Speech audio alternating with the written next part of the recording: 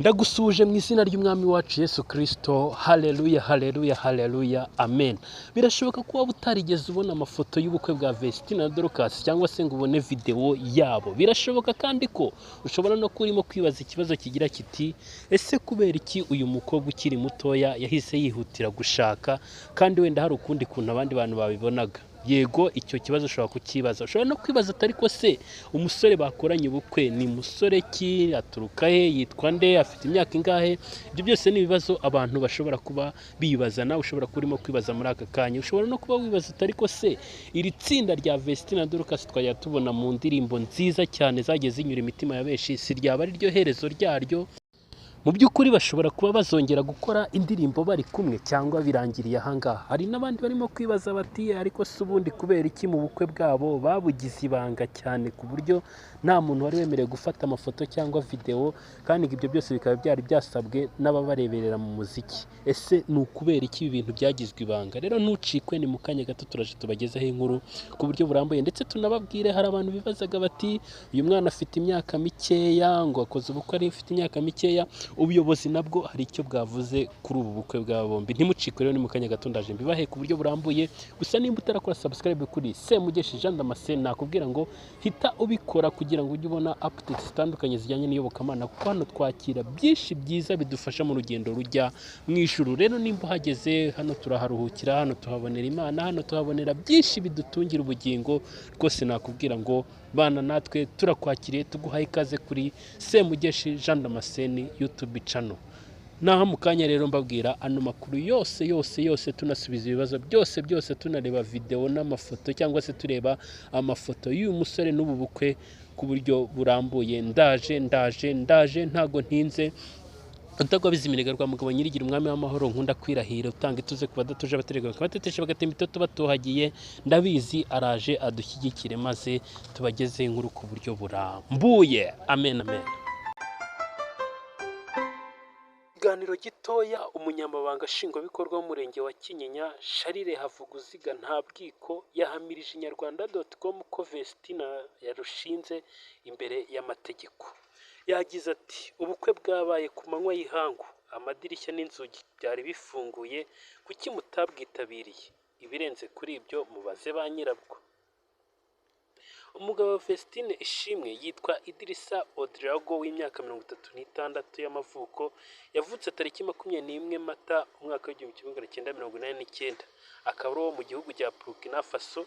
Abo bombi bakaba basezeranye imbere y'amategeko tariki ya 15 Mutarama umwaka wa 2025 mu murenge wa Kinyinya, akarere ka Gasabo. Inyarwanda.com ifite amakuru avuga ko Vestine Ishimwe yaba atwite, ariko ibyo ngibyo nyine ni iby'amakuru bavuga, sinzi wenda nimba ari ukuri cyangwa se ngewe ntago nahita mvuga ngo mbihagazeho ngo Vestine aratwite. Wenda iminsi izatubwira, cyangwa se nimba ari amahitamo yabo bakaba bahisemo gukora ubukwe. Ibyo byo ntago mbizi kuko sinigeze mbapima, ariko amakuru tubashije kumenya cyangwa se amakuru yanditse nk'uko tubikesha Inyarwanda.com nayo ngayo mbagejejeho.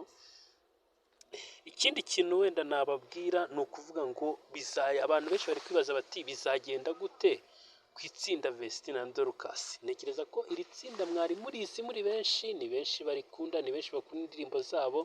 Rero mu bihe bitandukanye benshi mu banyamuziki bagiye bafata inzira yo gushinga urugo, ntibakomeze guhozaho mu muziki, ndetse ingero ni nyinshi hanze ahangaha.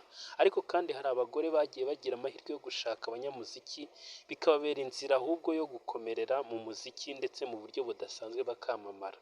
Ingero z'abarimo Clarisse Karasira, Butera Knowless, Beyonce, Celine Dion n'abandi bigaragaza ko iyo umugore agize Imana akarushingana n'umugabo wumva neza umuziki, bimworohera gukomeza kugera ku nzozi ze.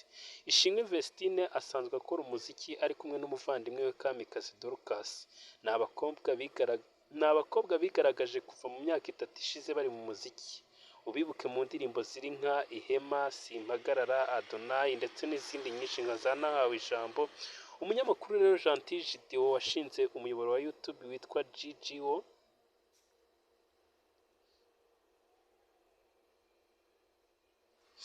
aravuga ati Ibyo ubwabyo ni ikibazo ku rugendo rwabo. Niba abantu barabirebye neza, burya abantu benshi b'abanyamuziki ni impamvu badakunda gushaka, ntabwo abafana bishimira impinduka nka ziriya ku buzima bwabo. Usanga abantu benshi nubwo bafanaga umuntu, ariko iyo yubatse urugo cyangwa se agafata inshingano, hari benshi nyine badakomeza kubyishimira. Hari abantu baba baragukunze kubera uko ugaragara mu Rwanda. Nabonye abantu benshi badakunda ko abantu bagira impinduka mu buzima bwabo, ku buryo abahanzi benshi bagiye bashaka usanga bibagiraho ingaruka zo gutakaza ikintu gisa n'igikundiro mu bantu. Ugasanga niba umuntu akoze ubukwe, igikundiro cy'abantu benshi kigiye kigabanyuka. Ariko sinzi wenda nimba ariyo mpamvu abantu benshi badakunda gushaka, ariko burya gushaka no kubaka umuryango ntekereza ko ari ikintu cyiza.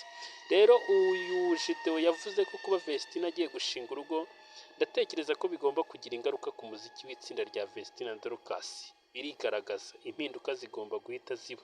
Akomeza agira ati guhindura ubuzima agashaka umugabo ni byiza, ariko nyine bizagira ingaruka ku muziki wabo. Ntirenganya Gentil yavuze ko ingaruka zizagera no kuri Kamikazi Dorcas, kuko bizamusaba gutangira umuziki wenyine. Umunyamakuru Niyigaba Clement washinze umuyoboro wa Disclaimer yabwiye Inyarwanda.com ko imibereho y'abahanzikazi Ishimwe Vestine na Kamikazi Dorcas irenze ibyo abantu babona mu muziki wabo, kuko nabo bafite imibereho isanzwe irimo n'imiryango ibatekerereza. Ati icyo rero nicyo cy'ingenzi kuruta twebwe. Uyu munyamakuru yavuze ko nubwo twe nk'abafana tuba tubibonye bidutunguye, ariko bo baba baramaze kubitekerezaho kera, ku buryo hafi 90% nta kintu kijya kibatungura nk'uko twebwe biba byadutunguye. Bafata umwanzuro nta kindi. Niyigaba yavuze ko kuba Ishimwe Vestine agiye gushinga urugo byumvikanisha ko agiye kubaho ubuzima butandukanye n'ubwo yari asanzwe abayemo, ari kumwe n'umuvandimwe we.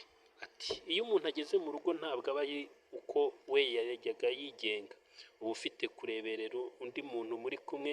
Simpamya ko niba yajyaga ajya muri studio bakararamo kugeza mu gitondo. Ati sintekereza ko n'ubundi azajya asiga umugabo ngo avuge ngo agiye kurara muri studio. Yego nyine bashyingiranywe, agomba kumenya icyo akora, ariko ibyo ngibyo ntibikuraho inshingano zo kuba no mu rugo. Rero ni umudamu nyine afite inshingano zo kuba ari umugore mu rugo.